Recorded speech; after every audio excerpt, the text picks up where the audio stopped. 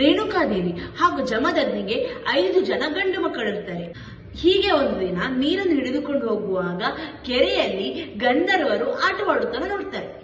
ಪರಮ ಪತಿವ್ರತೆಯಾದಂತ ಇವರು ಒಂದು ಕ್ಷಣ ಗಂಧರ್ವರ ಆಟವನ್ನು ನೋಡಿ ತನ್ನ ಮೈಯನ್ನು ತಾನೇ ಮರಿತಾರೆ.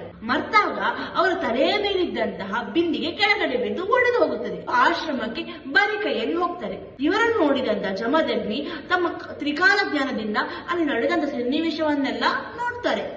ನೋಡಿ, ನೀನು ಪತಿವ್ರತೆಯಾದವಳು, ಈ ತರ ಮಾಡಿದ್ರಿಂದ ನಿನ್ನ ಪತಿವ್ರತ ಎಲ್ಲ ನಷ್ಟವಾಯಿತು, ನಿನಗೆ ಕುಷ್ಠರೋಗ ಬರಲಿ ಅಂತ ಶಪಿಸುತ್ತಾರೆ.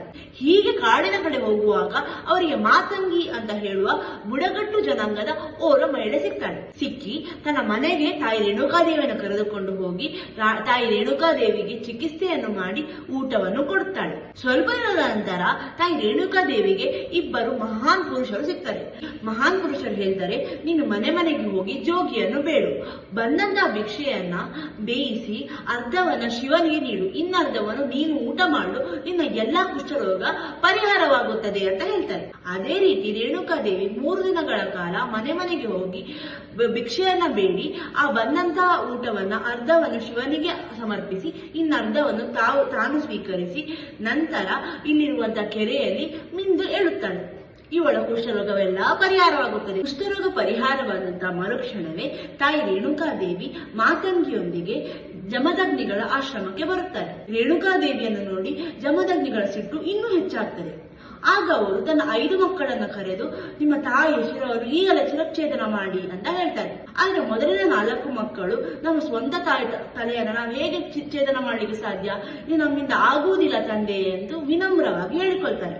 ಆಗ ಜಮದಗ್ನಿಗಳಿಗೆ 4 ಮಕ್ಕಳ ಮೇಲೆ ಸಿಟ್ಟು ಹೆಚ್ಚಾಗಿ ಅವರನ್ನು ಭಸ್ಮಗೊಳಿಸ್ತಾರೆ. ಪರಶುರಾಮರು ತಾಯಿ ರೇಣುಕಾದೇವಿಯ ಶಿರಚ್ಛೇದನ ಮಾಡ್ಲಿಕ್ಕೆ ಹೋಗುವಾಗ ಮಾತಂಗಿ ಕೂಡ ಅಲ್ಲೇ ಇರುವ ಕಾರಣದಿಂದಾಗಿ ರಭಸಕ್ಕೆ ಇಬ್ಬರ ತಲೆಯನ್ನು ಕೂಡ ಛೇದನ ಮಾಡಿಬಿಡುತ್ತೆ. ಪರಶುರಾಮರ ಮೇಲೆ ತುಂಬಾ ಖುಷಿಯಾಗಿ, ನಿನಗೇನಾದರೂ ವರ ಬೇಕಿದ್ದರೆ ಕೇಳು ಮಗು ಅಂತ ಹೇಳ್ತಾರೆ. ಪರಶುರಾಮರು ನನ್ನ ತಾಯಿಗೆ ಮರುಜನ್ಮ ಕೊಡು ಅಂತ ಕೇಳ್ತಾರೆ.